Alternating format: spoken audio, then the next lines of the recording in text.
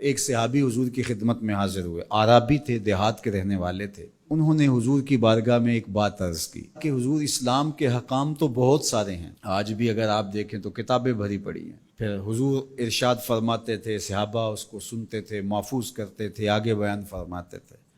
ان کا بہت سارے احکام ہیں اسلام کے، میں ایک دیہاتی شخص ہوں، مجھے کوئی ایک بات ارشاد کر دیجئے جو میرے لیے کافی ہو۔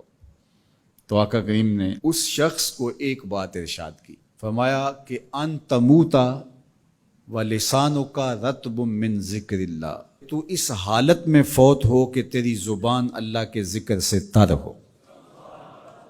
100 باتوں کی ایک بات ارشاد فرما دی، ان تموتا ولسانک رطب من ذکر اللہ، تو اس حالت میں انتقال کرے کہ تیری زبان اللہ کے ذکر سے تر ہو۔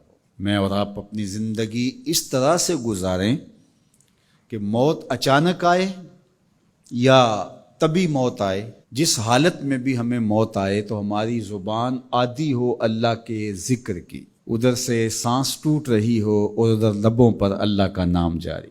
جس شخص کا آخری کلمہ لا الہ الا اللہ ہوا، اللہ اس کو جنت میں داخل فرماتا ہے۔ اور کتنے خوش نصیب لوگ ہوتے ہیں کہ مرتے ہوئے جن کے لبوں پر اللہ کا باقاعدہ نام آتا ہے، اللہ کا ذکر ان کے لبوں کا وظیفہ ہوتا ہے۔ اور کچھ لوگ ان کو تلقین بھی کریں تو زبان پہ اللہ کا نام نہیں آ پاتا۔ اور ان میں سے ایک وہ شخص جو شراب کا عادی ہے یا کسی بھی نشہ آور چیز کو لیتا ہے، تو ایسے شخص کو مرتے ہوئے کلمہ نصیب نہیں ہوتا۔ جو اس کو دنیا کے اوپر سزائیں دی جاتی ہیں، ان سزاؤں میں سے ایک سزا یہ ہے کہ مرتے ہوئے اس کے لبوں پہ کلمہ نہیں آتا۔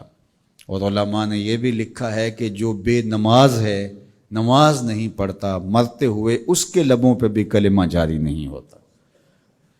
اللہ اکبر۔ تو ایک جامع بات ارشاد کر دی کہ ان تموتا ولسانک رطب من ذکر اللہ، تو اس حالت میں فوت ہو کہ تیری زبان اللہ کے ذکر سے تر ہو۔ قرآن مجید میں ہمیں اللہ تعالیٰ نے یہ بھی حکم دیا ہے کہ مجھے یاد کرو، اور یہ بھی حکم دیا ہے کہ مجھے فراموش نہ کرو۔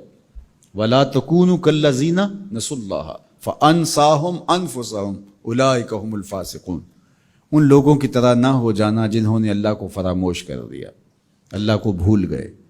جب کوئی خدا کو بھول گیا تو خدا پھر اس کو فراموش کر دیتا ہے، اور اس کی سزا کیا ہے کہ وہ خود فراموشی کا شکار ہو جاتا ہے، وہ اپنے آپ سے بھی آگاہ نہیں رہتا۔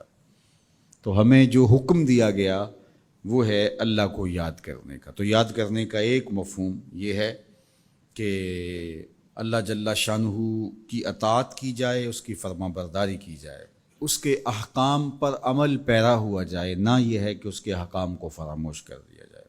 یقول اللہ تبارک و تعالی، اللہ جل شانہ خود ارشاد فرماتا ہے، یہ حدیث قدسی ہے، فیما یروی عن ربہ، جو حضور اپنے رب سے روایت کرتے ہیں۔ اللہ جل شانہ کیا ارشاد فرماتا ہے، سنیے، انا عند ظن عبدی بی، میرا بندہ میرے بارے جو گمان کرتا ہے میں ایسے ہی معاملہ کرتا ہوں، یعنی بندے کو میرے سے جو گمان ہے تو میں اس کے مطابق معاملت فرماتا ہوں۔ وَأَنَا مَعَهُ إِذَا ذَكَرَنِي، اور جب وہ مجھے یاد کرتا ہے میں اس کے ساتھ ہی ہوتا ہوں۔ جب میرا بندہ مجھے یاد کرتا ہے تو میں اس کے ساتھ ہوتا ہوں۔ فَإِذَا ذَكَرَنِي فِي نَفْسِهِ ذَكَرْتُهُ فِي نَفْسِي، جب وہ مجھے اپنے دل میں یاد کرتا ہے تو میں بھی اسے اکیلے یاد کرتا ہوں۔ کتنی بڑی بات ہے کہ کسی کو رب یاد کرے، اللہ اکبر۔ کہا جب وہ اکیلے مجھے یاد کرتا ہے تو میں بھی اس کو اکیلے یاد کرتا ہوں۔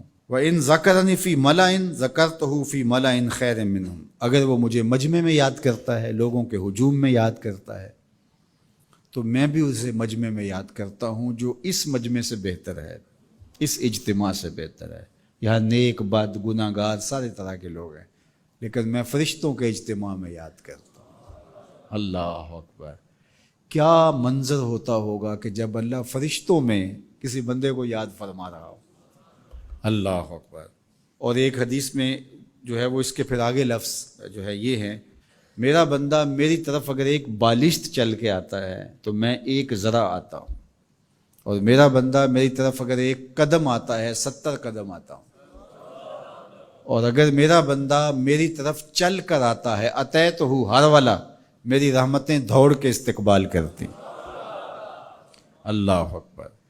تو کتنی کرم نوازی ہوتی ہے جو اس کو یاد کرتا ہے۔ تو یاد کا چراغ کبھی بھی بجھنا نہیں چاہیے۔